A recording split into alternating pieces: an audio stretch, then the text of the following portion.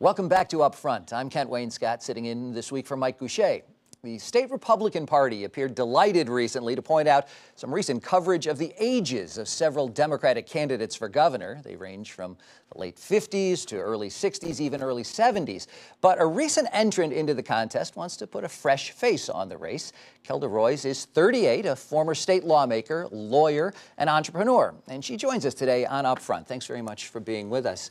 Thank you. Let me ask you about this field of Democratic candidates, one of, if not the biggest field we've ever seen going into an election like this.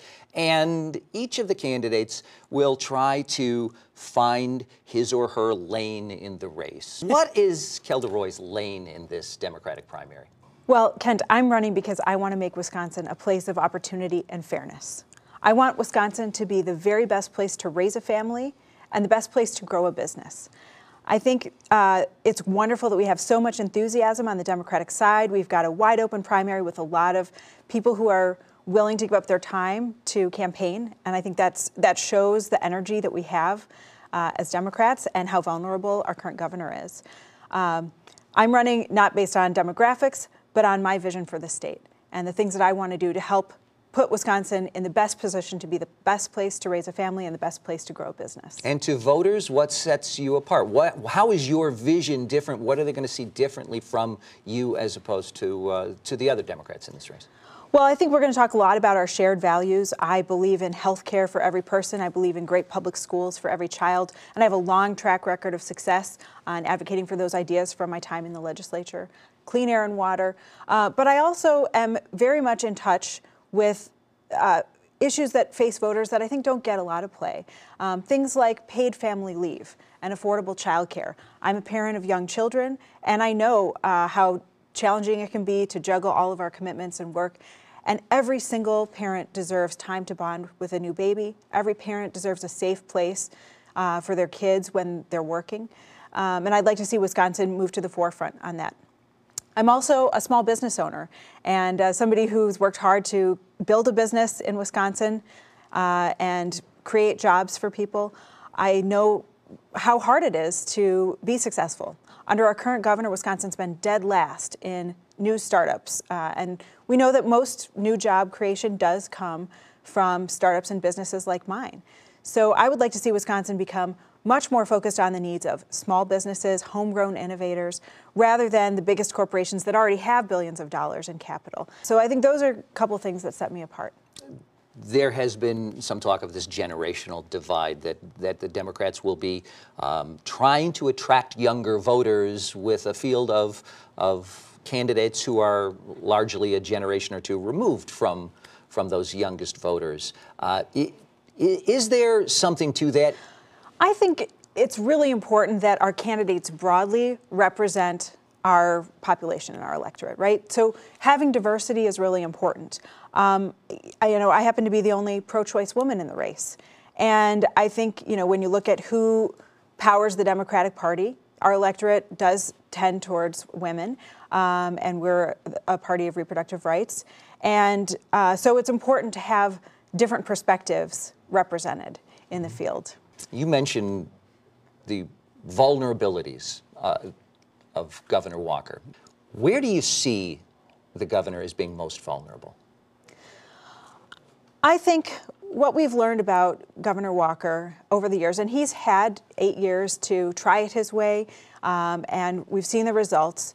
We've seen median income going down, adjusted for inflation. We've seen a shrinking middle class, and meanwhile, we've massive giveaways to his political donors. We've got, the biggest corporations and the wealthiest getting an ever larger share of not just the benefits of the economy, but also of our public resources. And I think Wisconsinites have noticed. We know that the decisions Governor Walker is making are not really for the benefits of Wisconsinites. They're for his own political benefits. When he ran for president, even though that campaign didn't last very long, I think it became very clear to everyone where his interests lie. He makes the decisions that are right for himself. When I am governor, I will make decisions that are right for every Wisconsinite. I'm not going to leave anybody behind. A number of the Democrats in this race have already talked about the Foxconn deal, the incentive package to bring Foxconn to Wisconsin. The opportunities presented by Foxconn seem immense, but the question becomes, did the state give away too much? How big of an issue is that in this race? I think this is going to be a huge issue, and here's why. Our governor has a terrible record on job creation and on the economy overall. Wisconsin is lagging behind our peer states in the Midwest on economic indicators. And so we've got a problem. When the governor made the Foxconn deal, what he essentially did was throw a Hail Mary pass. He said, I'm desperate. I've got to have something to talk about if I want to get reelected, because he really didn't have anything else that he could point to. So while I understand the desperation to try to have something positive to run on, and I think if Foxconn is going to happen, of course, we don't want to root for failure. We want it to be a success. But I think when we're looking at the amount of public resources that we're all being asked to pay for benefits that are going mostly to a big corporation, a foreign corporation, and to a small part of the state, and the whole rest of the state is being left out. If I'm sitting in Chippewa Falls or Ashland or Fond du Lac, I'm wondering, why is my family subsidizing this huge thing? Meanwhile, our roads are suffering, our public schools are suffering, our healthcare is suffering. We don't have broadband access that's reliable around the state. All the things that we could do to make the economy work for every person in every community in this state, we're not doing. And at the same time, we're giving away the store here to this one foreign corporation. I think that's going to be a huge detriment to Walker's efforts to get reelected. And obviously a huge issue in the upcoming race. Kelda Roys, thank you Yes. very much for your time. We appreciate it. Thanks for being with us. Next on Upfront, why the Air Force chose Madison to be the new home of its next-generation high-tech fighter jet.